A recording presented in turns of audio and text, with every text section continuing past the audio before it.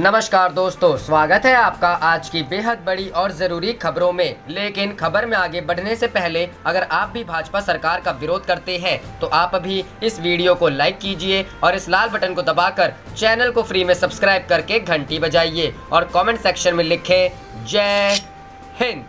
रुख करते हैं पहले खबर की तरफ। स्मार्ट सिटी मुजफ्फरपुर हुआ पानी पानी, आरजेडी के कार्यकर्ताओं ने नाव चलाकर किया विरोध। जी हां दोस्तों, बिहार में लगातार हो रही मूसलाधार बारिश के कारण मुजफ्फरपुर शहर के कई मुख्य बाजार से लेकर गली मोहल्ले में जल जमाव हो गया है। मंगलवार को आरजेडी के कार्यकर्ताओं ने नाव चलाकर सरकार के प्रति रोष प्रकट किया। राष्ट्रीय जनता दल के युवा प्रदेश प्रवक्ता दीपक ठाकुर के नेतृत्व में शहर में भरे पानी में नाव चलाकर विरोध प्रदर्शन किया। इस दौरान नगर विकास मंत्री के खिलाफ नारेबाजी की गई। ठाकुर ने कहा, बरसात के कारण जल जमाव से शहर की स्थिति बेहाल हो गई है, लेकिन नगर के विधायक सुरेश शर्मा, जो बिहार सरकार में नगर विकास एवं आवास मंत्री भी हैं, जिनको शहर वासियों की समस्या से कोई लेना देना नहीं है, आज शहर के कई क्षेत्र बरसात के पानी में डूबा हुआ है। पानी का कोई निकासी नहीं हो रहा है। हल्की बारिश में शहर डूब जाता है। लेकिन लगातार सुरेश शर्मा के द्वारा मुजफ्फरपुर स्मार्ट सिटी को लेकर बड़े बड़े बयान जारी किए जा रहे हैं, लेकिन जमीनी स्तर पर स्मार्ट सिटी की झलक भी दिख रही है।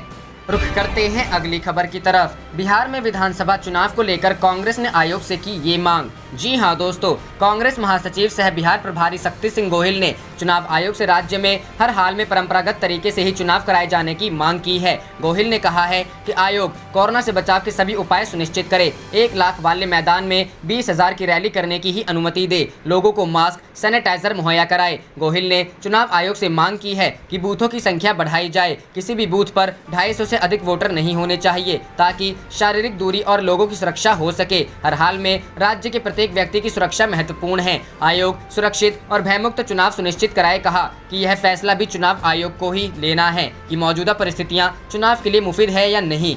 रुख करते हैं अगली खबर की तरफ। राजस्थान टेप कांड की एसआईटी करेगी जांच, गहलोत बुधवार को कर सकते हैं शक्ति परीक्षण। जी हां दोस्तों, राजस्थान में जारी सियासी घमासान के बीच संभावना जताई जा रही है कि अशोक गहलोत बुधवार को सदन में शक्ति परीक्षण कर सकते हैं। सूत्रों के अनुसार मुख्यमंत्री ने शनिवार शाम को राज्यपाल कलराज मिश्रा से मुलाकात के दौरान 103 विधायकों के समर्थन का दावा पेश किया है। हालांकि राजभवन की तरफ से इसे केवल औपचारिक मुलाकात बताया जा रहा है। वहीं दूसरी ओर ऑडियो टेप मामले में जाँच और गिरफ्तारी करने के लिए विशेष पुलिस दल गठित किया गया है। बता दें कि सोमवार को बागी विधायकों की सदस्यता को लेकर राजस्थान उच्च न्यायालय में सुनवाई होनी है। इससे पहले अदालत ने स्पीकर के बागी विधायकों को अयोग्य ठहराए जाने को लेकर जारी नोटिस पर रोक लगा दी थी। यदि सोमवार को अदालत विधायकों के नोटिस पर फैसला करता है तो बुधवार को विधानसभा का सत्र बुलाया जा सकता है। सूत्रों के अनुसार मुख्यमंत्री अशोक गहलोत ने राज्यपाल से मुलाकात में उन्हें सत्र बुलाने की मंशा की जानकारी दी है। मुख्यमंत्री गहलोत ने जिन 103 विधायकों के समर्थन का दावा किया है,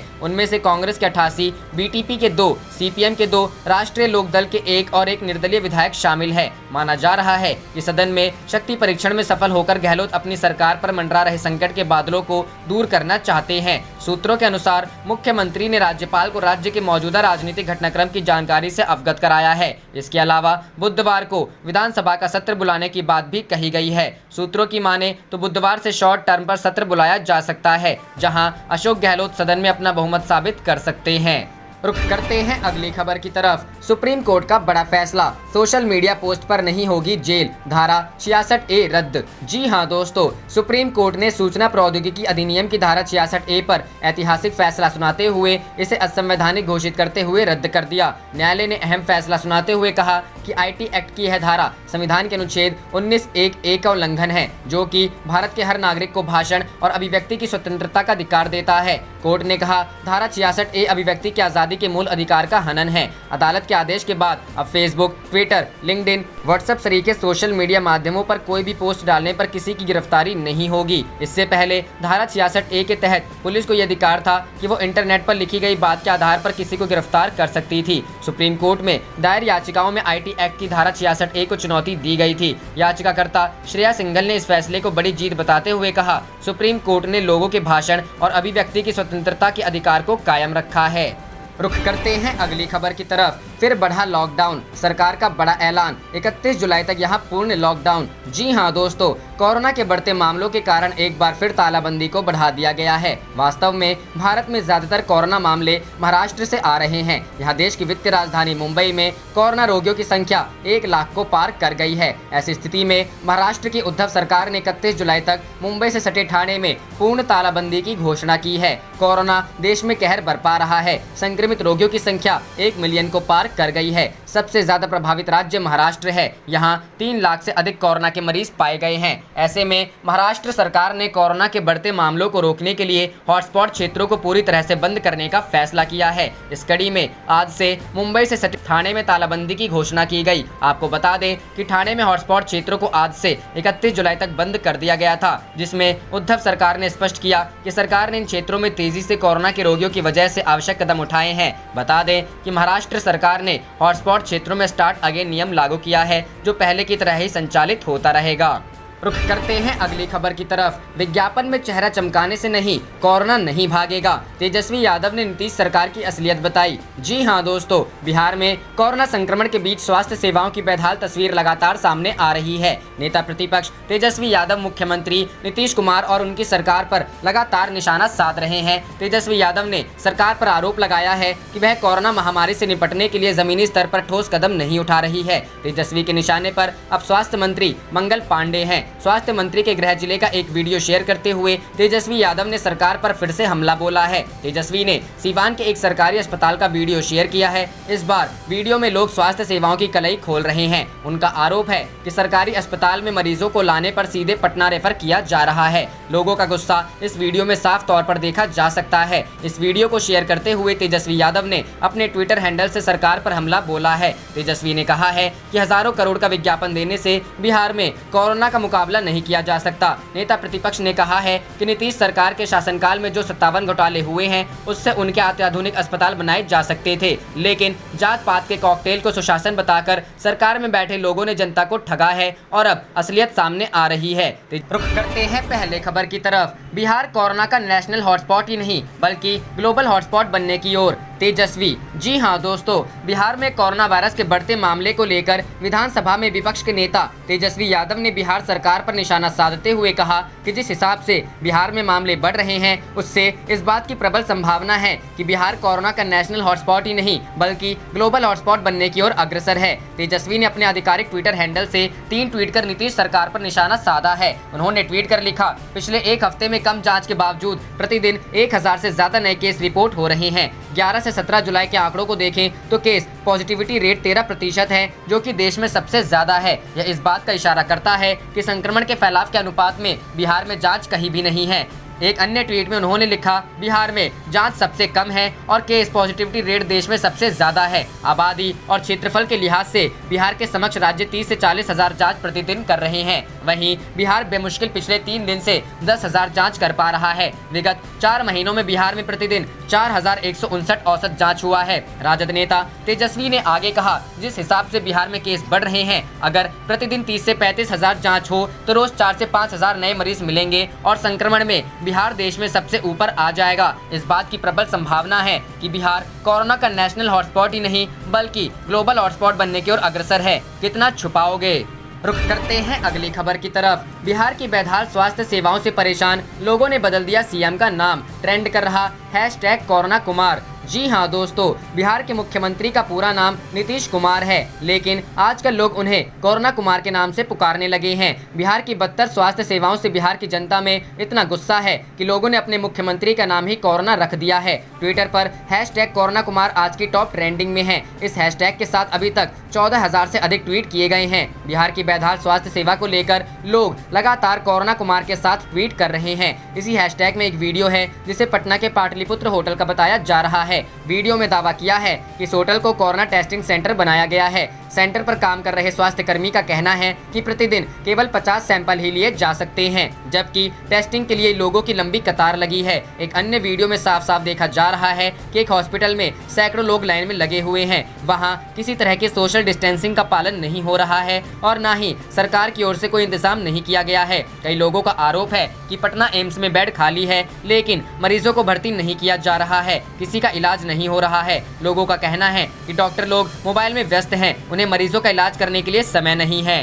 रुख करते हैं अगली खबर की तरफ। राहुल गांधी का दावा, सरकार के कायरतापूर्ण कदमों की देशवासियों को चुकानी पड़ेगी कीमत। जी हां दोस्तों, कांग्रेस के पूर्व अध्यक्ष राहुल गांधी ने रक्षा मंत्री राजनाथ सिंह के लद्दाख दौरे पर दिए बयान का हवाला देते हुए दावा किया कि सरकार के कायरतापूर्ण कदमों की भारत भारी कीमत चुकाने जा रहा है। राहुल गांधी ने किया दावा। उन्होंने लद्दाख में राजनाथ सिंह के बयान से जुड़ा एक वीडियो शेयर करते हुए ट्वीट किया, चीन ने हमारी जमीन ले ली और भारत सरकार चैम्बरलियन की तरह व्यवहार कर रही है, इससे चीन का हौसला और बढ़ेगा। कांग्रेस नेता ने दावा किया, सरकार के कायरतापूर्ण कदमों की भारत भारी कीमत चुकाने जा रहा है। लद्दाख दौरे पर राजनाथ ने क्या कहा? गौरतलब है कि लद्दाख की यात्रा पर पहुंचे रक्षा मंत्री राजनाथ सिंह ने शुक्रवार को उम्मीद जताई कि चीन के साथ चल रही बातचीत से सीमा गतिरोध का हल निकल जाएगा, लेकिन वह इसकी गारंटी नहीं दे सकते कि इसमें किस हद तक कामयाबी मिलेगी। इसके साथ ही सिंह ने इस बात पर जोर दिया कि दुनिया की कोई भी ताकत भारत की 1 इंच भी जमीन नहीं ले सकती।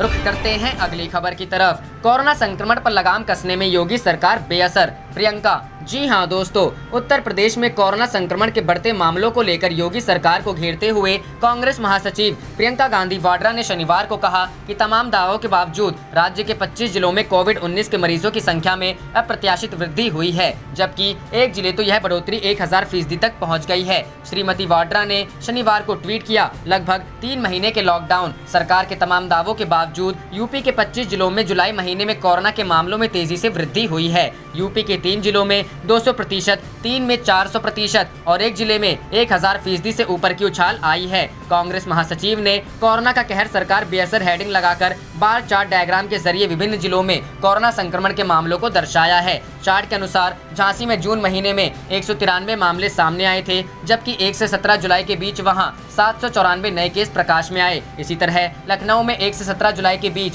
2248, गोरखपुर में 580, बलिया में 539 नए मामले पाए गए। उन्होंने लिखा, खबरों के अनुसार प्रयागराज में 70% संक्रमित लोगों की रिपोर्ट पॉजिटिव आने के 48 घंटे के भीतर ही हमें इस बात का डर था, इसलिए शुरू में ही हमने उत्तर प्रदेश के मुख्यमंत्री जी को पत्र लिखकर इस संदर्भ में सकारात्मक सुझाव देते हुए अधिकतम टेस्टिंग की बात उठाई थी। श्रीमती वाड्रा ने सिले सिलावट ट्वीट के अंत में लिखा, आज ये विकराल रूप टेस्टिंग पर ध्यान न देने, रिपोर्ट में देरी होने, आंकड़ों की बाजीगरी करने व कॉन्टैक्ट ट्रेसिंग पर ध्यान नहीं देने की वजह से हुआ है। यूपी सरकार के पास इसका कोई जवाब नहीं है। गौरतलब है कि उत्तर प्रदेश में कांग्रेस की जड़ें सींचने में जुटी श्रीमती वाड्रा लगभग हर रोज प्रदेश सरकार को घेरने के लिए कोई न कोई ट्वीट करती रहती हैं। पिछले कुछ दिनों से उन्होंने कोरोना को लेकर सिलसिलेवार ट्वीट किए हैं और हर ट्वीट में उन्होंने ग्राफिक्स और समाचार पत्रों की कटिंग का सहारा लिया है। उधर कांग्रेस के प्रदेश अध्यक्ष अजय कुमार लल्लू और उनकी नई टीम भी सरकार पर हमला करने का कोई मौका नहीं छोड़ रही है।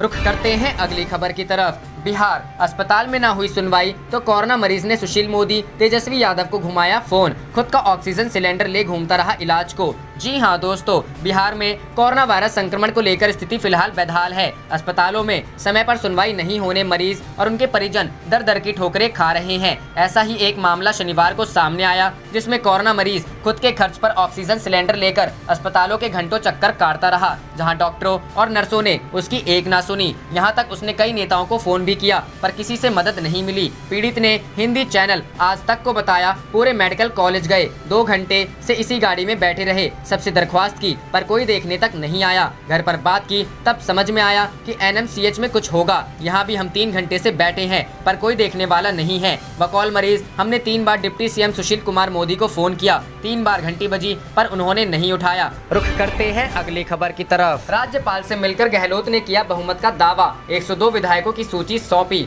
जी हां दोस्तों, राजस्थान के मुख्यमंत्री अशोक गहलोत शनिवार शाम को जयपुर में राजभवन पहुंचे। उन्होंने राज्यपाल से मुलाकात कर अपने पास बहुमत होने का दावा किया। अशोक गहलोत ने दावा किया कि उन्हें 102 विधायकों का समर्थन हासिल है। मुख्यमंत्री अशोक गहलोत ने राज्यपाल कलराज मिश्रा को समर्थन करने वाले 102 विधायकों की सूची सौंपी। भारतीय ट्राइबल पार्टी के 2 विधायक आज ही अशोक गहलोत को समर्थन देने होटल में पहुंचे थे। विधानसभा समीकरण के मुताबिक विधानसभा अध्यक्ष को मिलाकर कांग्रेस के 100 विधायक अशोक गहलोत गुट के के पास हैं। भारतीय ट्राइबल पार्टी के 2 विधायकों के समर्थन देने के बाद अशोक गहलोत के समर्थक विधायकों का आंकड़ा 102 हो जाता है। 200 सदस्यीय विधानसभा में सरकार गठन के लिए 101 विधायकों का समर्थन आवश्यक है। वहीं बीजेपी के 72 विधायक हैं। राष्ट्रीय लोकतांत्रिक पार्टी के 3 विधायक हैं। मतलब बीजेपी गठबंधन के पास कुल 75 विधायक हैं, जबकि सचिन पायलट को कांग्रेस के 19 विधायकों का समर्थन हासिल है। 3 निर्दलीय विधायक हैं और मार्क्सवादी कम्युनिस्ट पार्टी का 1 विधायक है। इस तरह पायलट खेमे में कुल 23 विधायक हैं। रुख करते हैं अगली खबर की तरफ। राजस्थान सरकार को बीटीपी से मिला समर्थन, कार्यकर्ता बोले हम सीएम अशोक गहलोत के साथ। जी हां दोस्तों, राजस्थान के सियासी संकट के बीच भारतीय ट्राइबल पार्टी ने अशोक गहलोत के नेतृत्व वाली कांग्रेस सरकार को समर्थन दे दिया है। शनिवार को बीटीपी के नेताओं ने इस बाबत एक पत्र सीएम गहलोत को पत्र भी सौंपा। इससे पहले पूर्व मुख्यमंत्री वसुंधरा राजे ने कहा है कि यह बेहद दुखद है कि कांग्रेस की आंतरिक लड़ाई के चक्कर में जनता को खामियाजा उठाना पड़ रहा है। वे लोग बीजेपी पर सारा दोष मढ़ना चाह रहे हैं। राजस्थान की मौजूदा राजनीतिक रस्साकशी के बीच राज्य का यह पहला बयान है। यह बयान ऐसे समय में आया है जबकि ऑडियो टेप प्रकरण को लेकर हंगामा मचा हुआ है। उन्होंने ट्वीट किया, यह दुर्भाग्यपूर्ण है कि कांग्रेस की आंतरिक कलह का नुकसान आज राजस्थान की जनता को उठाना पड़ रहा है।